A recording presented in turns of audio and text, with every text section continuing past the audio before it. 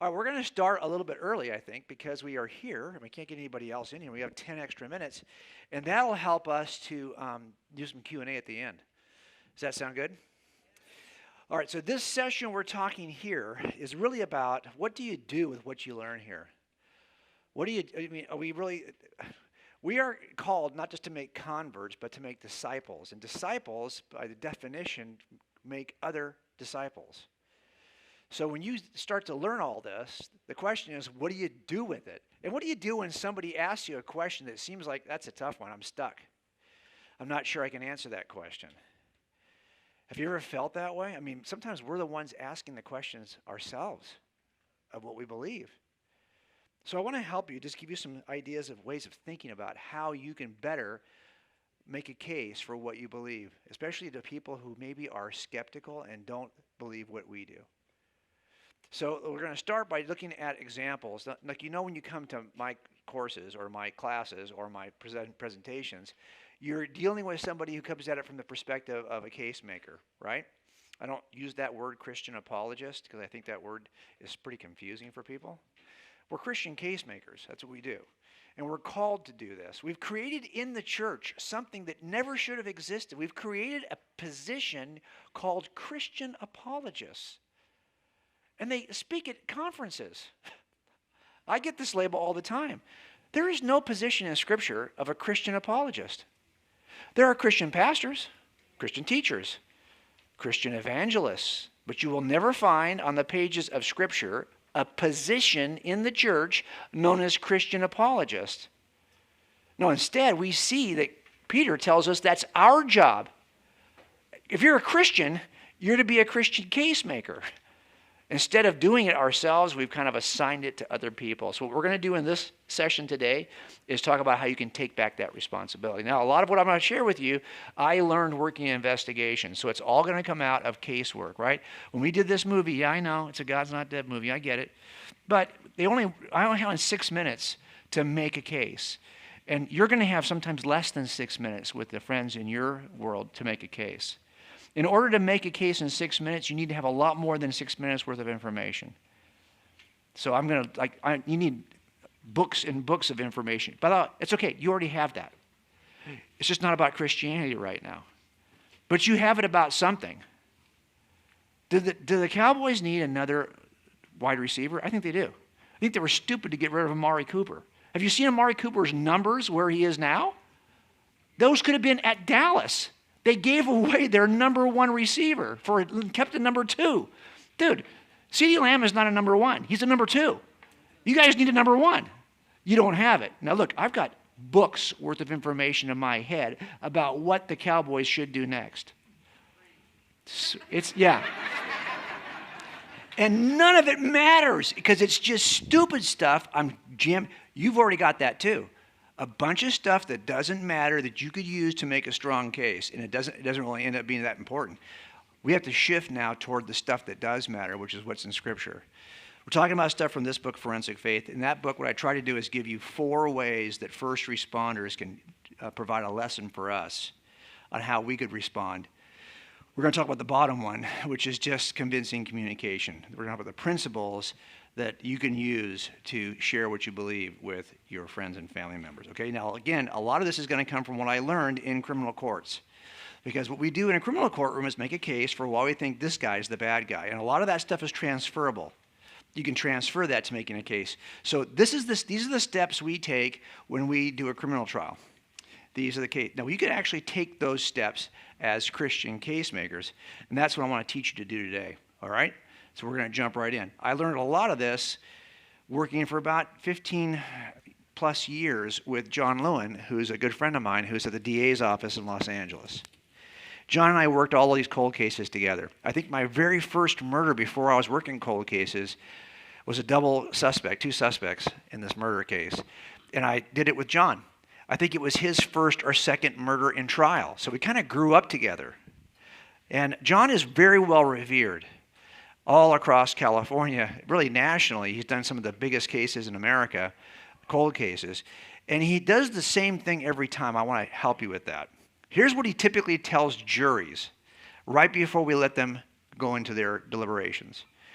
He usually says this: When Detective Wallace brings me a case, he has the difficult task of releasing it to me for the trial. Now, all the effort he spent investigating and preparing the case for filing, that's all now done. It's complete. Now he has to hand the case over to me for the jury trial.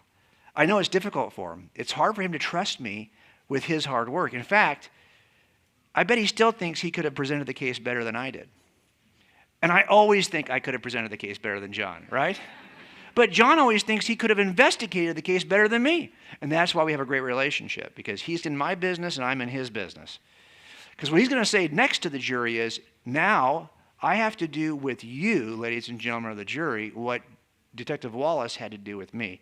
I have to release to you all of my hard work and trust that you will make the proper inference. And that's what we're doing here. So I want to show you what this looks like, because people will say all the time to me, where do you win these cases? Because some of these cases take years. I've had cases take anywhere from 8 to 13 years from the time I open the case to the time we get the guy prosecuted.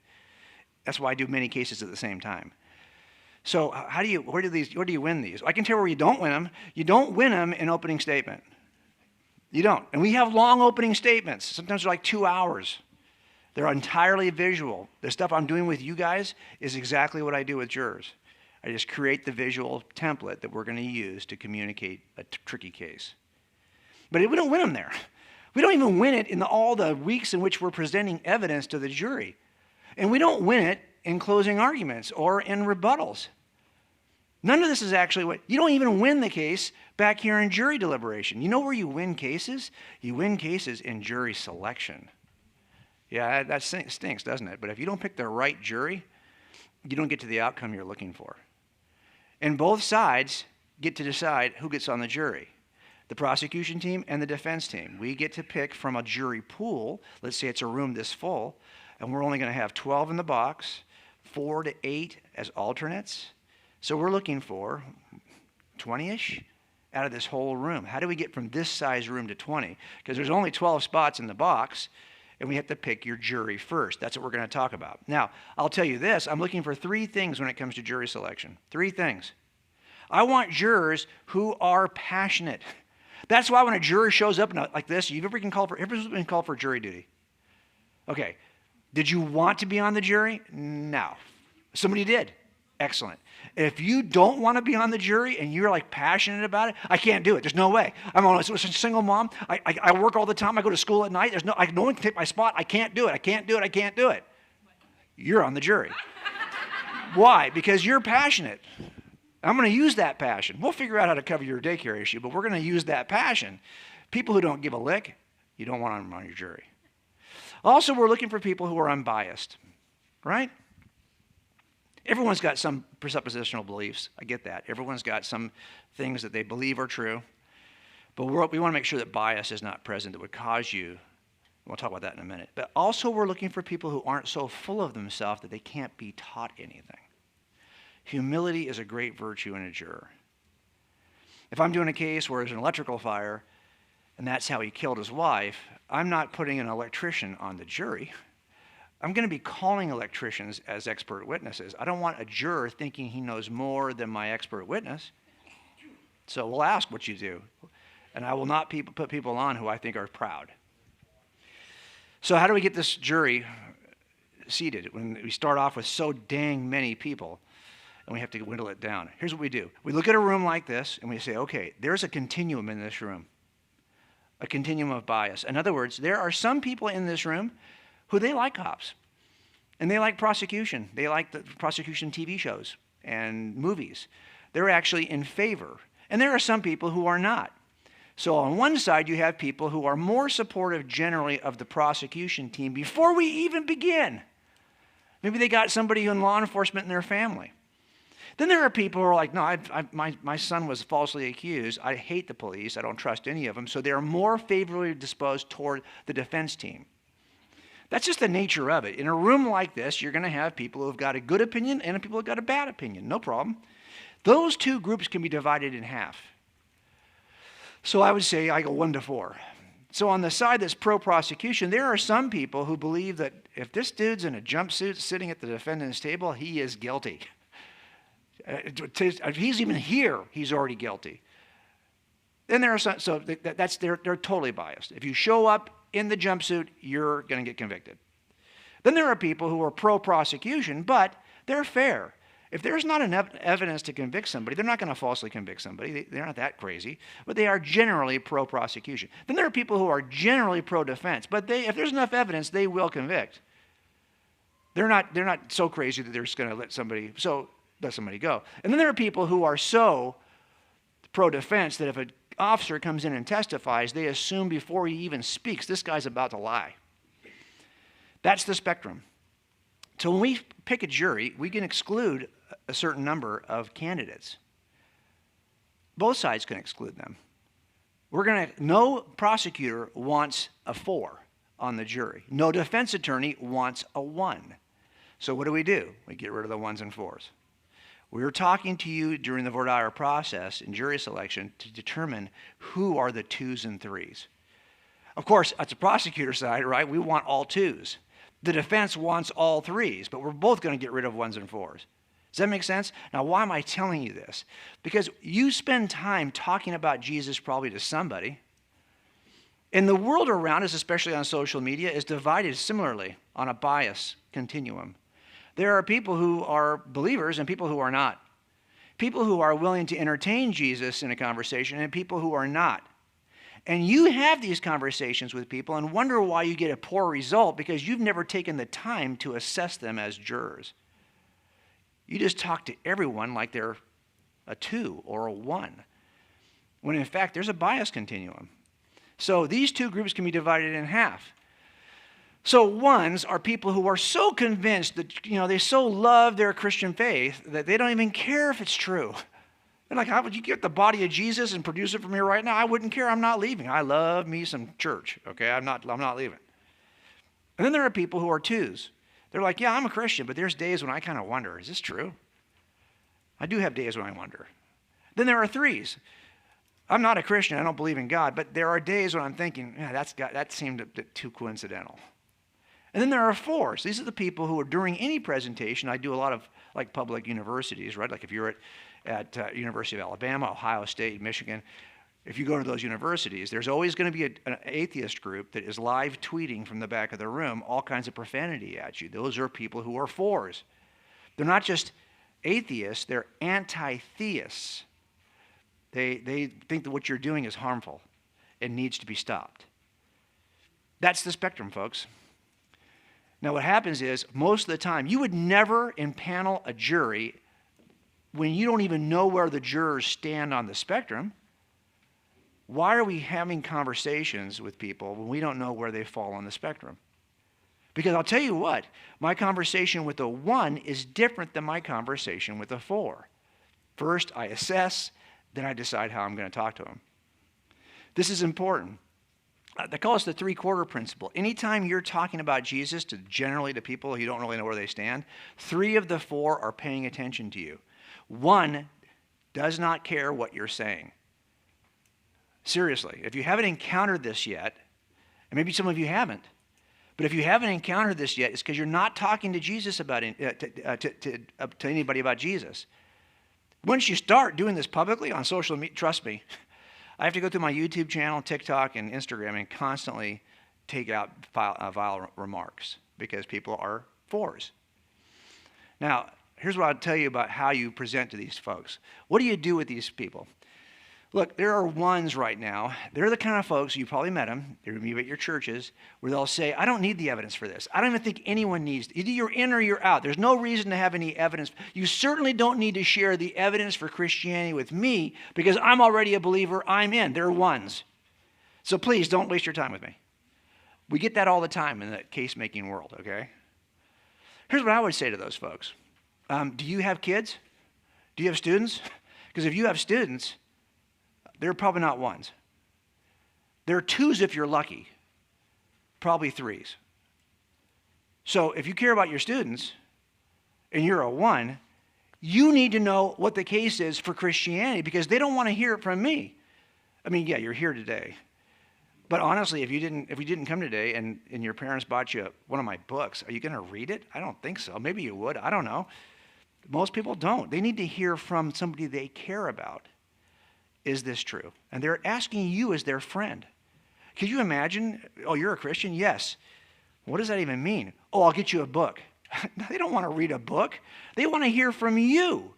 And you might be a 1, but it turns out you need to know how to make the case because there's 2s and 3s all around you. 2s and 3s are the funnest to make cases to, right? Because they're actually kind of on the fence and they're kind of open. They're at least willing to entertain the notion. But what do you do with 4s? That's the bigger challenge. I was a 4 for 35 years, the first 35 years of my life. I was the kind of person I could shut you down really fast. Even now, I know every objection to everything I would claim on the stage. I know because I held those objections. So what do you do with 4s? My dad's kind of moving a little bit, but he was a 4 most of my life. He's now 83. He lives about 2 hours east of here. So I'm leaving in the afternoon just to go see him. Because I get a chance to, hopefully there'll be a window to talk about Jesus in the next 48 hours. We'll see. But what do you do with 4s? One thing you don't do is continue to do the same thing that seems to be ineffective. You wonder why won't your friend listen? Why does he continue to mock you? Because you're not treating him as a 4. What do you do for 4s? 2 things you do for 4s. You have to pray and model. Pray and model. That's really all you can do for 4s. So with my dad, because here's the problem. He's not interested. Our arguments will not move people to faith. That's not what we do. That's what God does. So when I ask God to move my dad, I'm asking my God to move my dad from position 4 to position 3.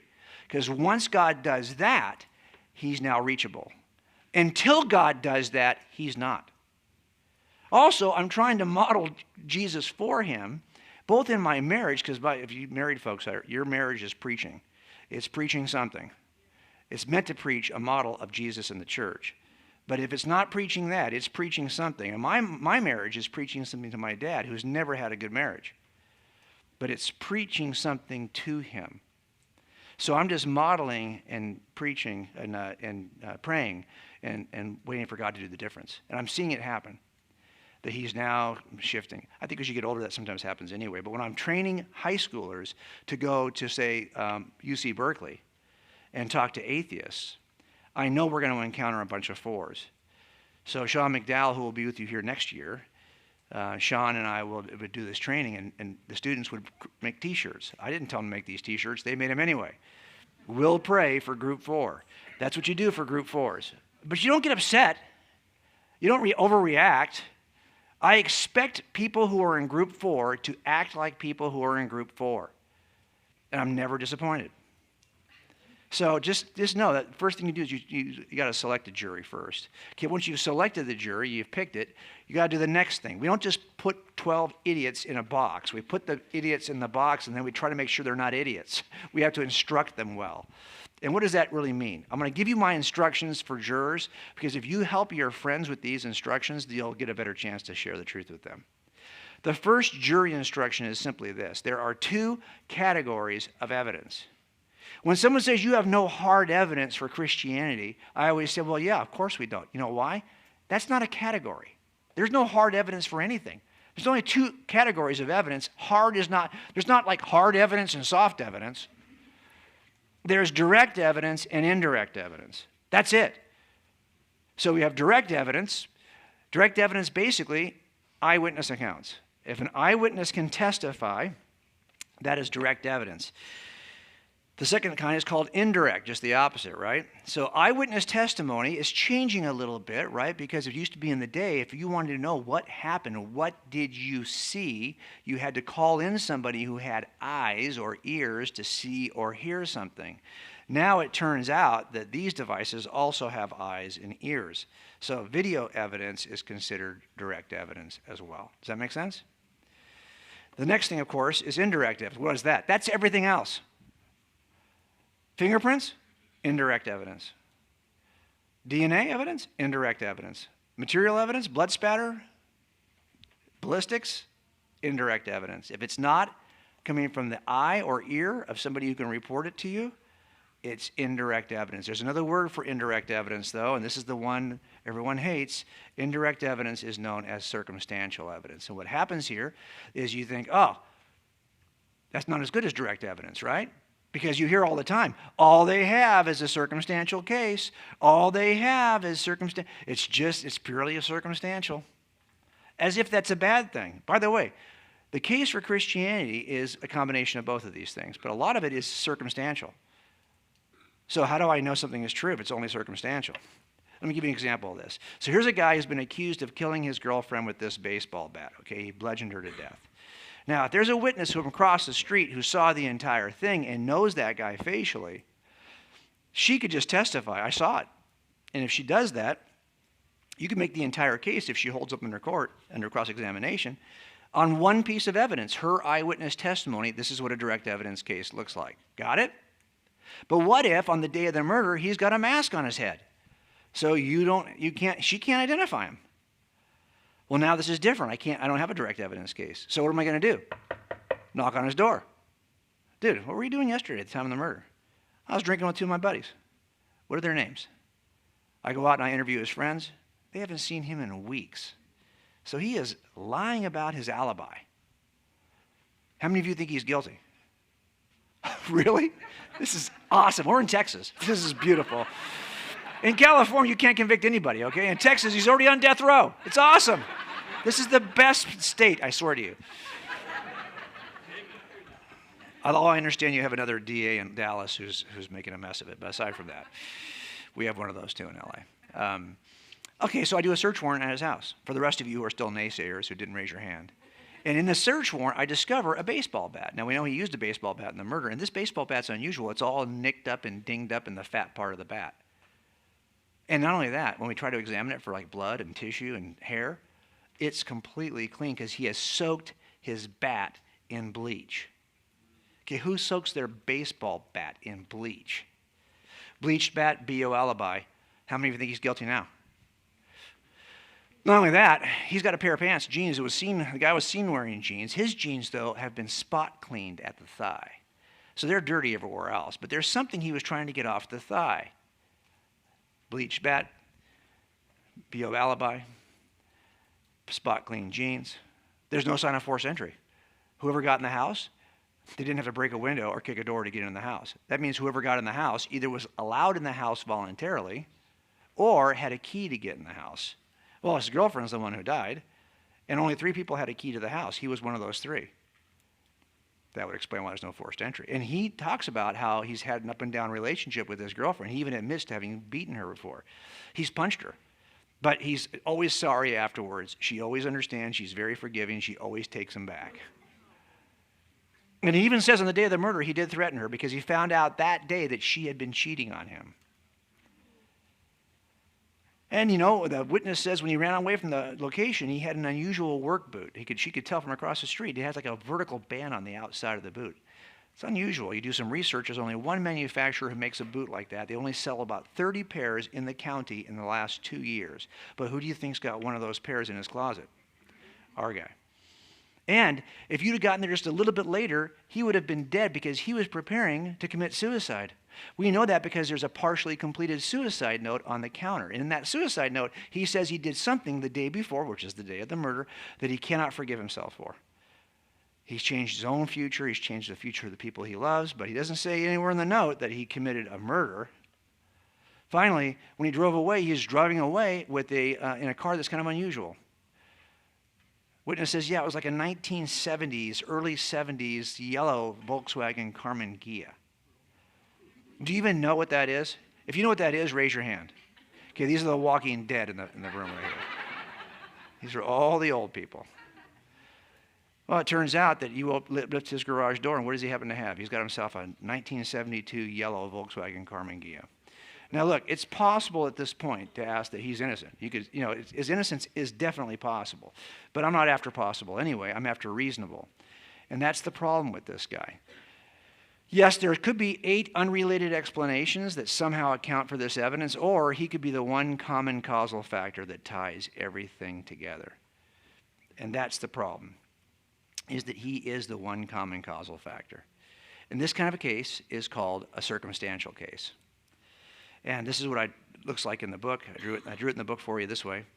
I call these death by 1,000 paper cut cases because if I was going to do this in court, it wouldn't be 8 pieces of evidence. It would be 80 pointing to the same guy. This is why when I talk about the case for Christianity, it takes, look, when you're talking to your friends, this is actually a very robust case, but it's cumulative. The more pieces you have, the stronger the case is. Here's my only, look, if you say, hey, can you make a case for why they should sign Odell Beckham to the Dallas Cowboys, I can make a circumstantial cumulative case for you. That's how much stupid information I have in my head about people who don't matter. Do you have enough information in your head about the one who matters most to be able to make this kind of case? That's what we're doing at these kinds of conferences. We're trying to give you that information. Now, judges love indirect evidence, circumstantial evidence. This is the jury instruction in California. Judges tell juries both direct and circumstantial evidence are acceptable, and neither is entitled to any greater weight than the other. Now, why is this helpful for you? Because if you're going to make a case for Christianity to your friends, they need to understand that this stuff counts. Whatever they thought they needed for evidence, everything is evidence. It counts. Also, there's a difference between possible and reasonable. Anything and everything is possible. It's possible we're not even here right now. It's possible that when I told you to enter this room, I did it for a reason, because before in the other room, I didn't have the opportunity to do what we had in this room. In this room, when you walked in through that door, did you smell it? The little slightly smell of vapor? Alien vapor? You didn't smell that? Then you sat down like you're in a room when actually you're now in the alien coma. You are. That's why right now you are being examined by aliens, thinking like you're in the Matrix that you're in this classroom, when in fact you aren't. That's how we do it.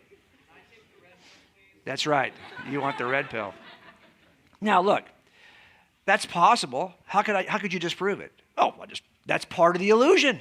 Nope, you can't disprove it. Anything is possible. So when someone asks me, well, is it possible you're wrong about Christianity? Yes, of course it's possible. It's just not reasonable. And possible doesn't matter. That's not the standard of proof. We don't prove things beyond a possible doubt because I could never win anything. I have to prove it beyond a reasonable doubt. That's a lower standard. Does that make sense? And we're trying to get you from possible to reasonable. That's the standard in criminal trials. That should be the standard for us, and that's the reason why I bring it up. When you're talking to people about Jesus, they need to understand that you're not going to be able to answer every possible question. But your standard is not to get... Look, do you realize that in America, every day, someone drives out to their car, parked in a parking lot or on a driveway, puts the key in the ignition, starts the car, and it blows up in their face? It happens. Are you going to start the car today when you leave here? You know, it's possible it could explode in your face. But you don't operate at what's possible because you'd be frozen in place. You would never go anywhere. It's possible you'll die on the highways today. It's possible. All kinds of things are possible. We don't live at that standard. We live at this standard, beyond a reasonable. That's also a good standard for us when examining God. It's the highest standard we have for any criminal trial. And that's because we can't answer every question you might have. Like, I've had cases where I don't even know how he did it. I had a case where this woman disappeared, and he was killed. She was killed by her husband, rather. And 30 years later, we arrest this guy. And we get the guy in custody, and we don't have answers for the jury in a number of categories. How did he kill her? I don't know. What did he do with her body? I don't know. We never found it. How did he get it out of the house? I don't know. How did he move her car so it looked like she drove off and then got back to the house to report it to the police? I don't know. I couldn't answer any of these questions. But I did know his story was not lining up. That's all we really had. So we convicted this guy. And afterwards, I was doing the Dateline episode, and Keith Morrison's like, hey, I think you're wrong about this one. This ain't the right guy. Nobody believed us. His family, of course, didn't believe he did it, but her family didn't believe he did it. And Keith Morrison didn't believe it, and we're filming a Dateline episode. 2 weeks later, we had the sentencing hearing.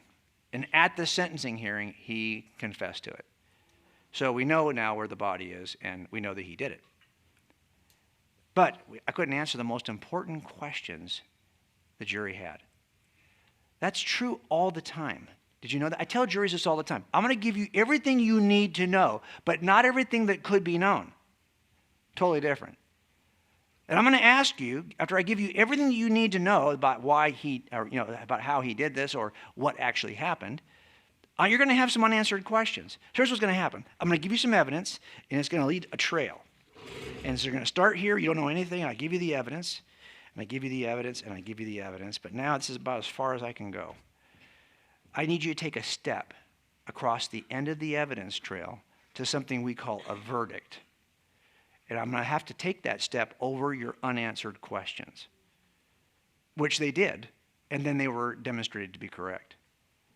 Same thing is happening with us, right? We're kind of taking it, we're going to provide evidence for God's existence, for Christianity, and then I guarantee you someone's going to have an unanswered question, because I still have lots of unanswered questions, but you're going to take a step across the end of your unanswered questions. It's something we call an act of faith. Now, look, this is not uninformed. That evidence trail led you right to this conclusion. Just take the step across your unanswered questions, because everyone has to do it. There's a jury instruction for this in California. I'm sure there's one here in Texas as well. Here's what it sounds like. The evidence need not eliminate all possible doubt, because everything in life is open to some possible or imaginary doubt. So when you're talking to people, just make sure they know that you're going to have limits because you can't answer every question. That's okay, because you don't have every question answered about anything. How does your car run? You don't know, but you get in it every day. Does that plane even have adequate fuel in it that you're going to take? I got to get back home. I'm still getting in the plane. I don't know how it works. I don't know how they get tons of metal up in the air, but I'm still getting in the plane. So we take steps across our unanswered questions. Does that make sense? Another evidence instruction. Witnesses don't agree. Ever. Ever. It could happen an hour ago. I could have someone run up on the stage right now, slap me, and run out the door, and I guarantee you, most of you will describe him differently, or her. So when I'm actually getting called out for a murder scene, and I'm at home getting a suit on, I tell the dispatcher one thing. I simply ask the question, are officers still on the scene? Of course they are.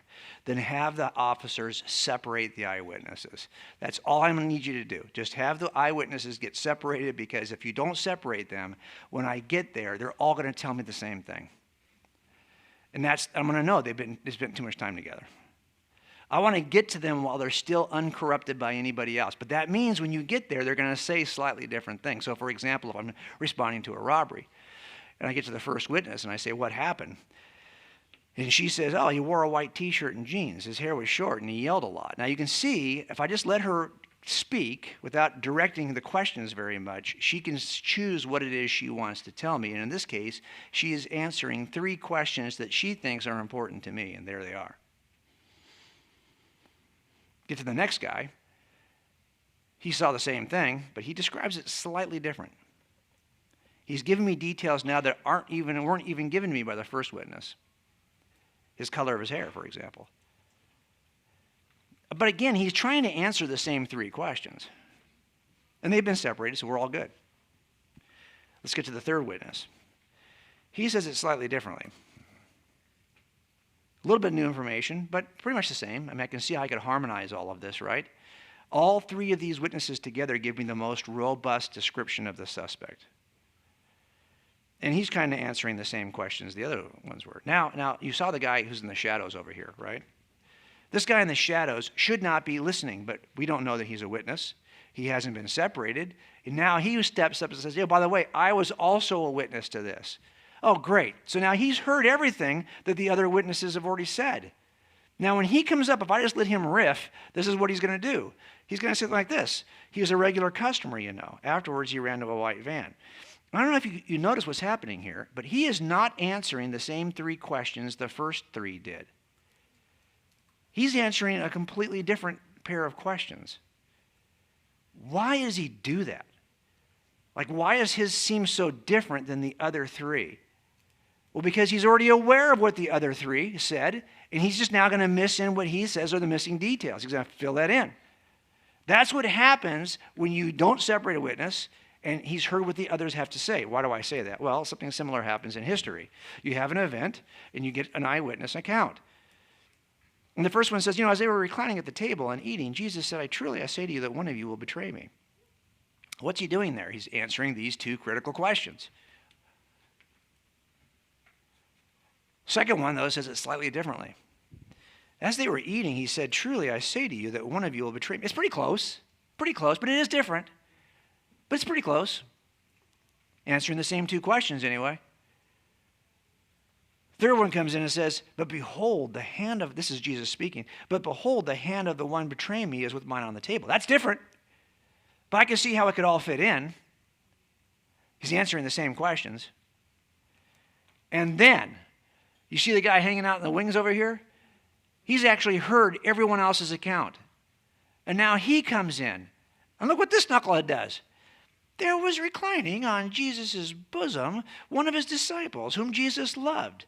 So when he had dipped the morsel, what? He took and gave it to Judas, the son of Simon Iscariot, the new information. And after the morsel, Satan then entered into him. What? Yeah. And therefore Jesus said to him, what you do quickly. This is very different. He is not answering the questions the other three answered. He is answering new questions. Why is he doing that? Because like any fourth witness who's aware of what the first three said, his approach is different. He's filling in different details. So when you hear someone tell you, well, these accounts, they're all messed up. They don't match. Yeah, that's why I got interested in them. Because if they all had matched, I would have just moved on. But because they didn't match and resembled eyewitness statements, I got interested. This is the nature of eyewitness statements. So start telling your friends, yeah, that's not actually an evidence against Christianity. That's actually an evidence for Christianity. Also, know this, that all causal explanations shoulder a burden of proof. What I mean by that is, let's say you're at a crime scene. Have you ever heard this? You Christians, you have the burden of proof. If you want me to believe in this magical, invisible God, I don't have to prove that. We all see he's not here. That's your burden. You got to prove it. You're making the claim. I'm not making a claim. I don't need to prove my atheism. You need to prove your theism. Atheism is the default position because the visible spaghetti monster is not visible. Have you ever heard something like that? It happens. But this is not how burden of proof works. Burden of proof is attached to causes.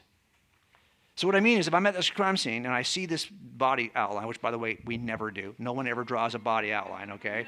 I don't know where you're seeing that.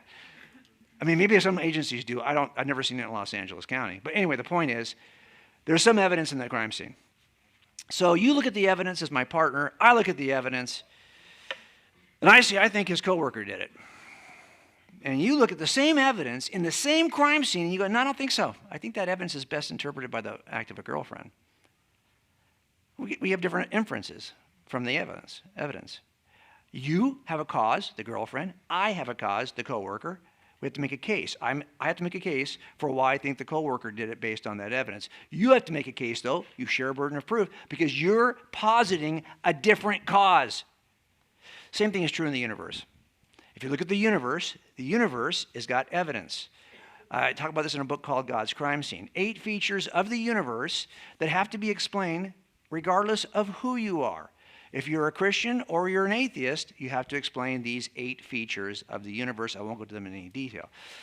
But part of that is we have to explain the origin of the universe, the appearance of fine-tuning in the universe, the origin of life in the universe, the appearance of design in biology, even consciousness has to be explained, your free agency. These are things that have to be explained.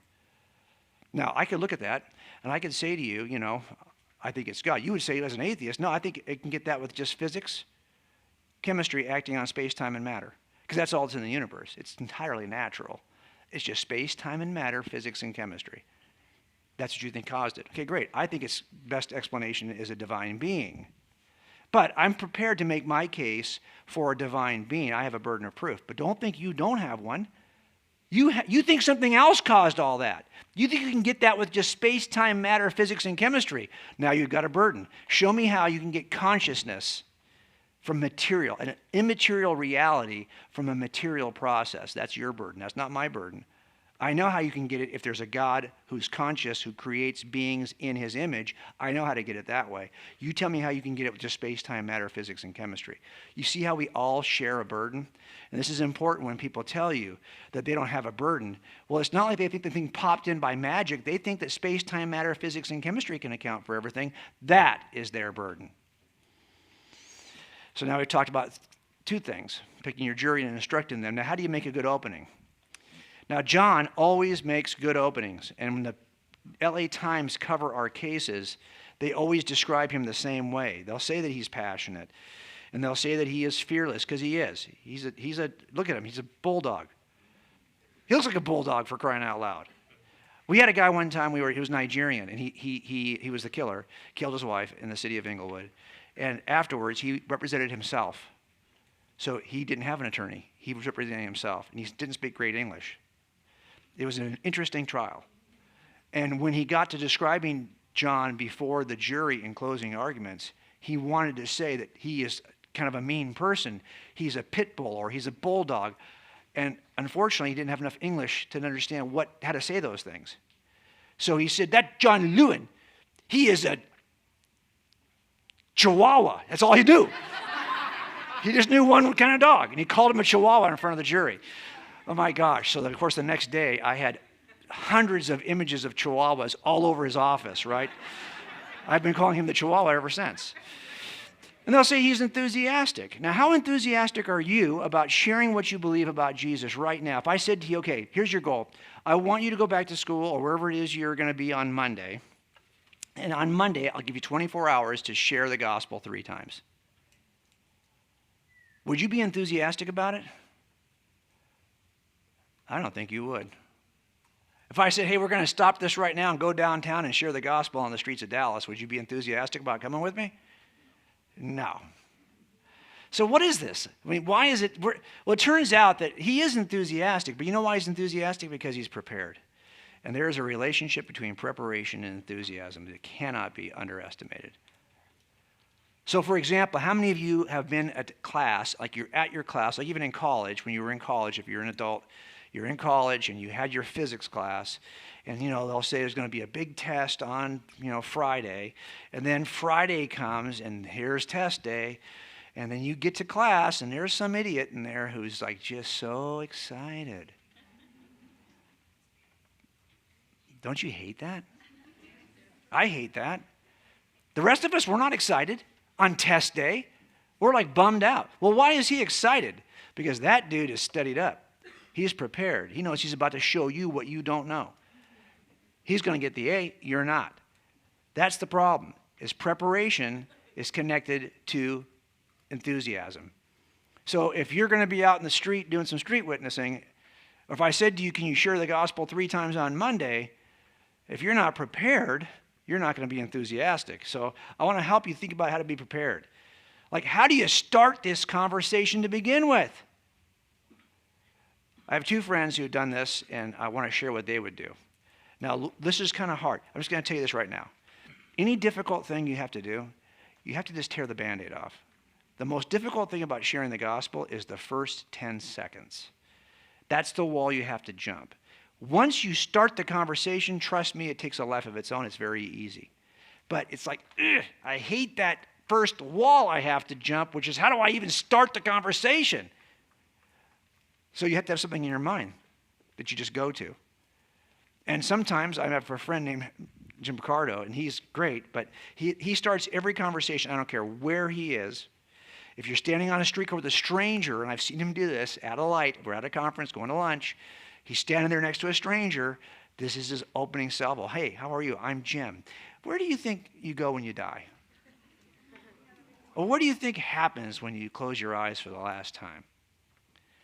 That's his opening line. Now look, I think that's kind of awkward. But the Band-Aid's now off.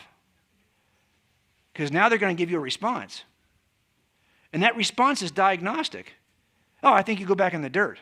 I guess I know what your worldview is, right? Oh, I think you're reincarnated. That's diagnostic. I now know what your worldview is. Oh, I think you go to heaven.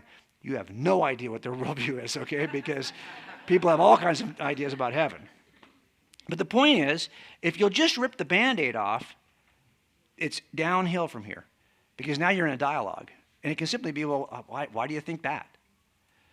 Let them do all the talking. Greg Kokel's got a seminar here in tactics.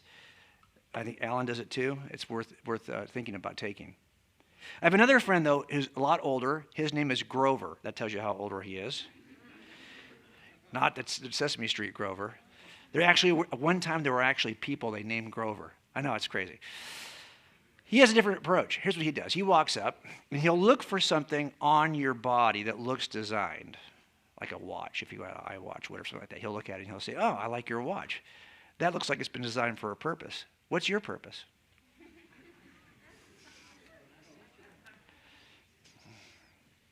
That's how he starts. That seems to me to be actually easier. Oh, I like your watch. I think it's been designed for a purpose. Everything that's been designed has been designed for a purpose. What's your purpose? What are you trying to do? Get back to the design. Because designs require designers. So you're just trying to start the conversation. I don't care what your elevator speech is. I don't care what your entry point is. But don't leave here this weekend without thinking, if I meet somebody, here's the thing I'm going to say. As painful as it may be, I'm just going to rip the Band-Aid off this way, and then it's going to be easy. Design for yourself this weekend how you're going to make your opening statement. Does that make sense? Now we're into the fourth step of this. We're almost done. How do you present evidence? You've got a lot of evidence you're going to see this weekend. So this is harder. If I need to give you 15 reasons why Amari Cooper should never have been released, I'm going to have to do some research to know what the options were. Do you know what his cap was? Do you know what they were paying him? Was he just too expensive to keep? I mean, you have to know some details. So that would be on you. But what do you do once you've got that? Here's what I know. We have to be self-effacing. John is he makes so much fun. John's not the greatest shape. He's better now than he was back then. And I used to always say, as I get older, the two of us would get older together, I was getting grayer and grayer, and John was getting jollier. He knows I know what you mean by that, Jim. Yes, you are getting jollier. But John would make fun of that in front of the jury. He would make fun of himself in front of the jury. He was so easy to like because he's not so full of himself. We had cases with Robert Shapiro. I don't know if you know who that is. He was the attorney for O.J. Simpson. Very expensive attorney. He comes in with very expensive clothing, and he is almost universally disliked by the jury. That's not John. John comes in, he'll stumble over. He's kind of like Columbo. He'll come in and he'll kind of stumble over things, and you just can't help but love the guy. So what I've learned is when you're in front of a jury, that jury is looking at those two forms of evidence. Either they're looking at this eyewitness account or they're looking at this indirect evidence. They're looking at one of those two things. And that's what I want them to do. Here's the problem. While they're looking, and I'm presenting those two things, they're also looking at us. And they're only going to see the evidence one time. I'll call that witness up. They get one afternoon with that witness. Meanwhile, they're looking at us for months, listening to our conversations with each other, do we get irritated easily? When we object, are we mean? Are we ingratiating? I just don't want them to make a decision based on what they think of the evidence presenter. I want them to make a decision based on what they think of the evidence. Does that make sense? Now, why am I telling you this? Because if we went down to Dallas today and we did some street evangelism, guess how long you're going to see that guy for? A couple of minutes. Because this is what street evangelism is like. You see that person only once, more than likely. But you know who I'm really trying to reach with the gospel? Are my family members who see me all the time. It's really hard because I could be a great guy on the street for a few minutes in front of a stranger, but this is hard to sustain. This is the problem with my dad, who's been watching my son and I for years to find just a little bit of a chip in our armor, an excuse to just basically disregard the gospel. So we know in order to reach that guy, we have to be on our best behavior. We are trying to be gracious and self-effacing because we know the gospel is at stake. Just keep that in mind when you're working with your family. Sometimes family members, why is it so hard? Prophet has no honor in his own city. Why is that so hard? It's harder if they've been watching you as a knucklehead for a lot of years, right? Now, if they've seen an amazing transformation, it can actually be good that you were a knucklehead for a couple of years, okay? But otherwise, it's harder. Last thing, how do you close with confidence? Closing with confidence. This is the last thing. How many of you have dogs? Okay, you think you have a good dog, right? You think your dog's important, special? Who thinks they have a special dog? Okay, that dog's not special. What's your dog? Yeah. You have a dog named Biscuit and you want me to believe it's special. I could say some mean things. Okay, what kind of dog is Biscuit? Okay, first of all. Okay, just say it really loud so we can all hear it. Yeah. Okay, that's a couple of breeds there.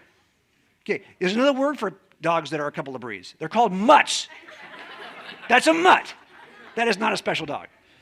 How many of you know what, if you ever taken your dog to a dog yard? No. Too special for that.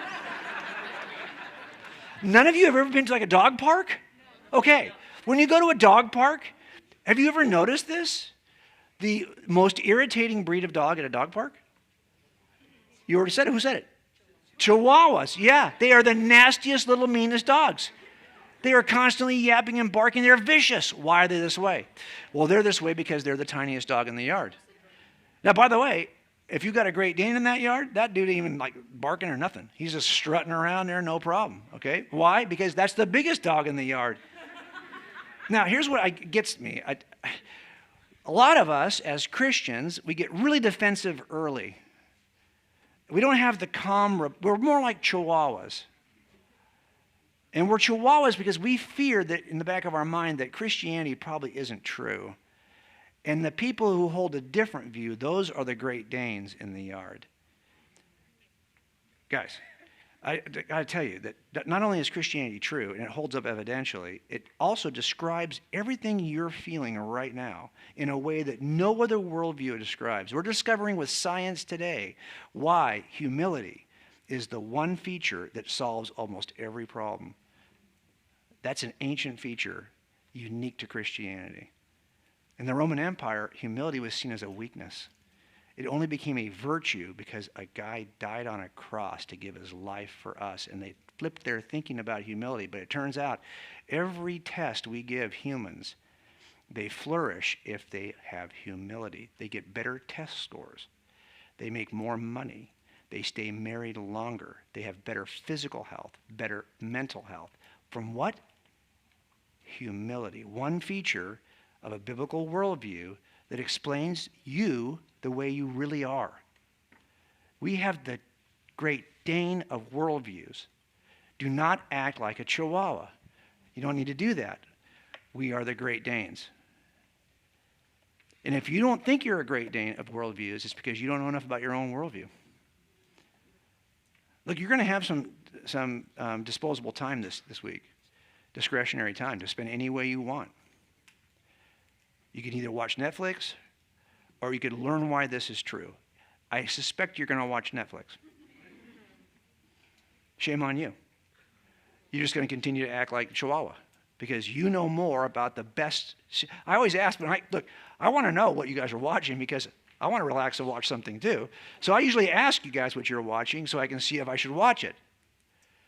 But the reality of it is, all of that stuff is absolutely fleeting. My mom can tell you all the stars of 60 years ago. You wouldn't know any of them.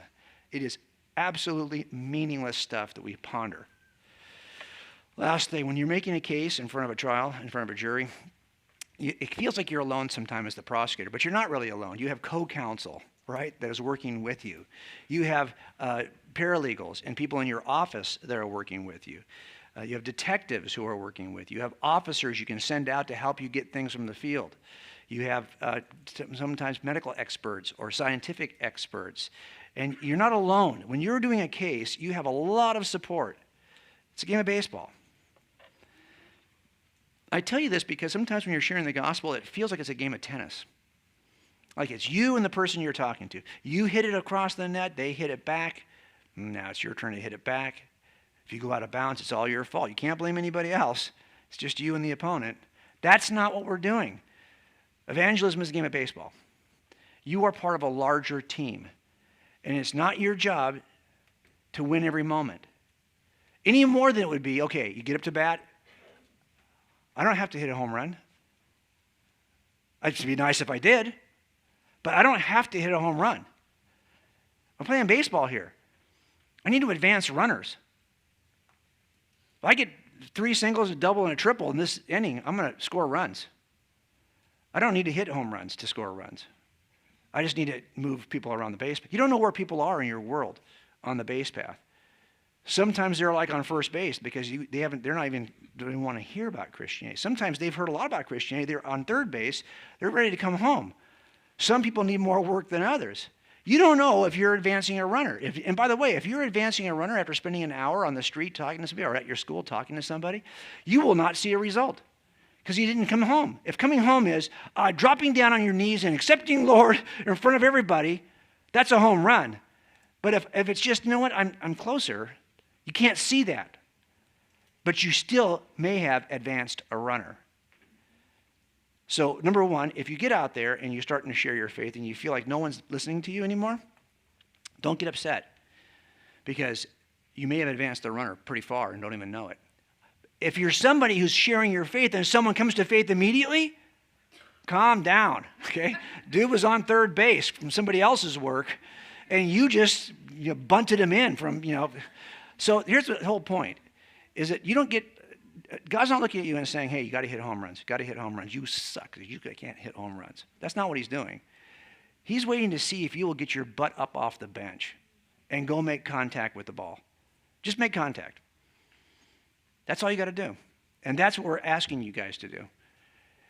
Because right now, the world is full of sheep.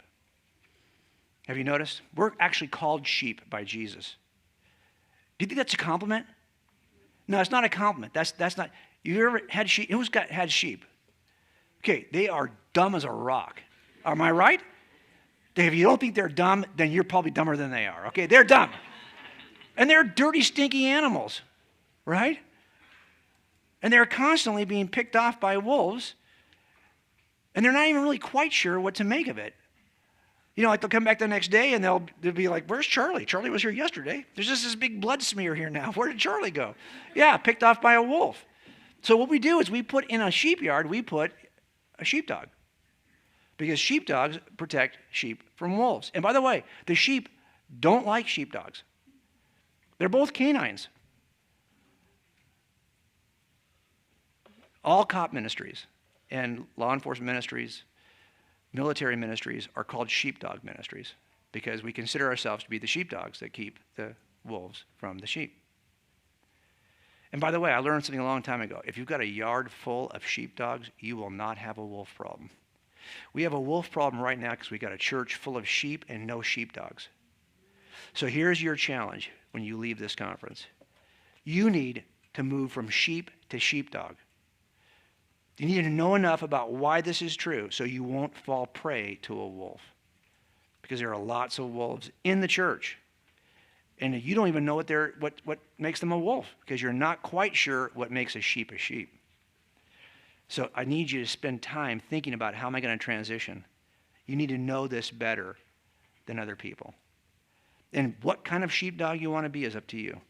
Now, we run trails in California. I'm right against the mountains, and we run a lot of trails. And I remember one time I was with my wife. We got to a trailhead. I kid you not, there was a sign on the post that said, missing Chihuahua.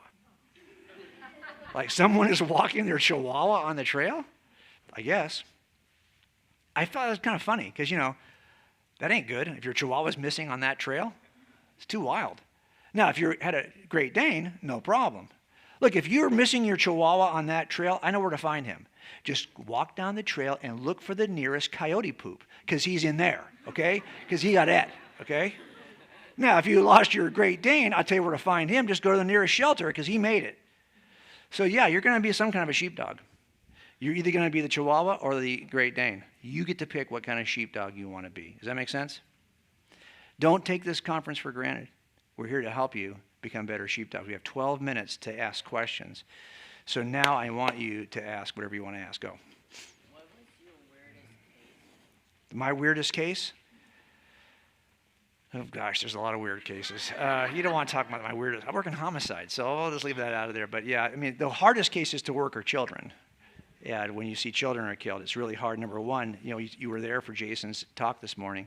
on the problem of evil, right? What do you do? Every single set of victims' families, they want to know, why did this happen to my 10-year-old? Why did this happen? And at that moment, you got to think about it. Well, am I going to tell you the 10 factual pieces of evidence why this murder occurred? That's not what they're looking for.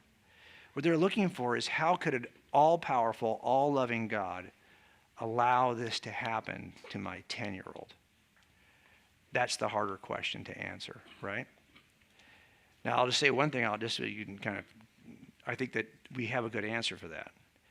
Do you know what it is yet? I think Jason started to touch on it. We need to master that. Go. How does knowing both sides of the argument benefit? Well, I know, well, first of all, I depending on who you're dealing with, you can anticipate the objection. So sometimes what we will do in a trial is that we know what we have to release to the defense team our discovery. It's everything we're going to show the jury. There's no surprises in a jury trial. They also release to us, they're supposed to anyway, everything that they're going to show the jury in discovery. So we're not surprised. No one like in TV comes in the night before and there's some big surprise. We'll object, and it won't get in. It wasn't released early enough. So I know where they're headed. So often when we're presenting the evidence, we will present it in a way that cuts the knees out from underneath what we know their objection is going to be, what we know their response is going to be. If you know what the objections are going to be, you can sometimes mention the objection in your initial claim. If I'm going to say, hey, look, the universe came into existence from nothing, that is the standard cosmological model. That there was no space, time, or matter until the universe, space, time, and matter appeared. So whatever causes the universe cannot be material, spatial, or temporal, because there is no space, time, or matter before the universe begins. Now, I know there are lots of other theories about this, but they've all been disproven. That's why now I'm saying that part because I know he's going to counter with one of the alternatives. He might say, well, it's quantum mechanics. We know that doesn't work because quantum mechanics has to have an environment. A quantum void, that's space. There is no space when we start. Space is something, it's not nothing. Space is something. There's nothing when we start. So I might mention this before I even go because I know that's what's going to be. I know what the objection is going to be.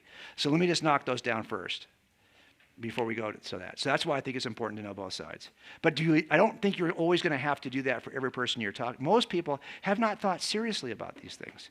But they will after you talk to them. So what's going to happen is you're going to make the claim. The next day they're going to come back, yeah, but what about this? Because they Googled it overnight. Well, now you have to be ready to offer the response. I'm never surprised by what the responses are. Every claim I've ever made for Christianity, I already know every nuanced response that could be offered by anyone. Why? Because I'm the same reason with the Maury Cooper. I can tell you what the responses are going to be. So I'm just geeked out about it enough to care about it. Somebody over here, go. Everyone always asks what the final piece of evidence was for me, but here's the problem with cumulative case, guys. I'm not that kind of guy. So to me, it's the overall weight. I assemble everything. I don't stop digging for the case until everything's assembled. And I said to Susie, look at this case. It was that diagram I showed you. So look at this case. I think it's strong. But it's never any one thing. Now, here's what I learned in working criminal trials. You show the entire cumulative case. Every little thing, even the stuff that you think, well, this is part of the case, I don't think it's that compelling, but I'm going to include it because, it's part of the case. Then when you debrief the jury afterwards, and you say, hey, what was the most compelling piece for you? You won't believe the answers. Somebody's going to pick that thing you almost left out. That's why I don't leave it out, because every person, when they view a cumulative case, thinks some different piece was compelling. That's the beauty of a cumulative case, though, too, because the defense team has to knock down everything because they don't know what juror is pinning on what piece. So for me, it was the cumulative case. Go and back. I think I'm more like Grover. I'm always going to talk about design. I might say, if it's a complete stranger, I think Grover's way in is just so easy. Oh, I love your backpack. Look, I love the design of your backpack. Then you just write, there you are. You're ready to go. And it's so easy because it starts with a compliment. I love your watch. I love if there's nothing, I love the design of this coat. Could I care less about the coat? Probably not. But I'm going to say, I love because I'm looking for a way into the design conversation. But that would mean you'd have to have some idea of why biology is designed. I can make a case for the design of biology just from DNA. I know that case, and I'm able to communicate it without having to get technical. So just be aware. Now, sometimes you're going to start that conversation. You're like, oh, dang, that was someplace I didn't know was going to go there. That's okay to say, you know what? That's a great question. I'm going to get back to you on that. If it's somebody at school, somebody you actually know, you can go back to. Just stop right there, say, great question. I'll get back to you on that. Then you go home and research it. That makes you a better presenter also. Go ahead. Yes.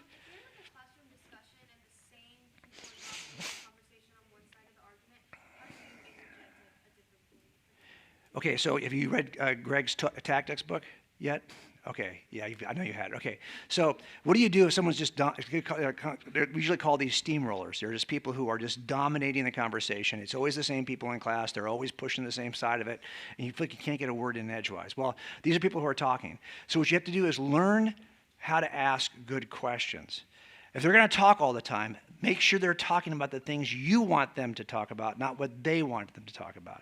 So then you say, well, how do you explain DNA information in biology? You're out. You're not making a claim about DNA. You're asking them how they explain it. Because they're talkers. Now they're going to either skirt the issue, and if they do skirt the issue, you're going to say, but you didn't really answer my question. How do you explain DNA information in biology? Hold them to it. All you're doing, let them talk. What happens is most of the time people who don't really know will expose themselves to the other part of the group really fast. You don't have to make a counterclaim. Just let them talk themselves into a hole. Does that make sense? But that means you'd have to know what's true well enough to know why that's a lie and how to pose that question. You know, the three questions that Greg always talks about is, what do you mean by that? Why do you think that's true? And the third one is the hard one. Those two are easy. The third one is, have you ever considered this alternative? You have to know enough about why what they just said was wrong. Back row, go. Should the entirety of the church become sheepdogs? Because in the Bible it says teachers are held to higher standards. Right, but that's not a sheepdog. That's a teacher. Well, you need to be a sheepdog because you're going to be sitting at the feet of a teacher. Because a teacher is going to say something, and a lot of sheep are going to go, oh, okay, I didn't know that. A lot of sheepdog are going to go, is that true? Wait a minute, where did I see that in Scripture? Sheepdog at least know enough about the truth in Scripture to say, I don't think that's right. And they can go back to the Scripture to find out. So that's different than a teacher. Go. Oh, so like for being a sheepdog, like in protecting the sheep, what does it really mean to like protect? Is that like mainly just like debating for the Bible? Or? No, I hate that word debating. I'm not a debater. I've never done a public debate. I'm not interested in debate. I'm only interested in dialogue. Because you debate people you see as an enemy. Or an opponent. None of these people are opponents to us. They are our brothers and sisters to be. So what I simply do is I'll just ask good questions, right? Also, I immediately evaluate them. If they're a 4, I block more people and mute more people on social media than probably, and I just wait and see okay, once he says that, okay, he's a 4. He knows where to find me on my website. So I'm not letting this nonsense happen on my page. But you know how to find me. You can email me privately. By the way, isn't it so interesting? I'll say sometimes, email me. That's private. They don't want a private conversation. They want the public debate. So they never end up emailing. If they do email you and you email them back, they post it publicly. Go. Is it possible that there's evidence that other religions are correct? Yes. What if Christianity is wrong and it's not proven correct? Is it possible? It's wrong? Yes. I always say yes if you say, is something possible? Anything is possible. Not everything's reasonable. So yes, it's possible, but it's not reasonable. And that's just the nature of it. I mean, look, when I first got interested in Christianity, I bought a Bible, a pew Bible. I wasn't spending a lot of money on this stupid thing, okay? So I bought a pew Bible, $6, okay? And then my family, who are all Mormons, my sister, Mormon missionaries, thank you very much. I had them at my house for 8 weeks. But once they started coming over, I'm like, is that possible? That's true. So I bought a Book of Mormon. And Doctrines and Covenants, Pearl of Great Price, about the entire quad. Read through all of it before I read the Old Testament. And I simply applied the test to the Book of Mormon to see if it was possible it was true. The test I'm going to show you later today, it doesn't work for the Book of Mormon. It shows that it's false immediately. So I just knew. I wasn't sure Christianity was true, but I did know one thing. Mormonism wasn't true. I still wasn't decided about Christianity, though. So yes, anything is possible. So go. So you talk about you found, like you did this whole case study to find if Christianity is a reasonable thing to believe. Yes. Was there an emotional response when you... Okay, so everyone always asks me this. It sounds like the entire thing is head knowledge and not heart commitment. And you cannot separate those two things. But I will tell you that people who are more inclined, I have a hard time with heart stuff. I am very emotional about my wife and my kids. But I've learned doing this job that you have to draw a very tight circle around the people for whom you are willing to cry. So my wife's in there, and my children are in there. Nobody else is in there. Well, I had a great dog, Bailey. She was in the circle, but my cat, Simba, is not in the circle. Sorry. But here's what's good about it. If my nephew got murdered, I could work that case because he's not in my circle. Now, that's a very bad approach from a Christian perspective, but it is functional from a detective perspective. But I do have a struggle with allowing much else in my circle, right? So so for me, yes, can you have it? Like, here's the problem. Because I see the church is so heart committed to Jesus without any head knowledge, I always resist it. I'm like, really? If you had to make a choice between these two, please use your head. Paul says you are transformed by the renewal of your heart. No, by the renewal of your mind. And that's how you're going to be transformed, by the renewal of your mind. And we are out of time, folks. Go have lunch. I'll see you afterwards.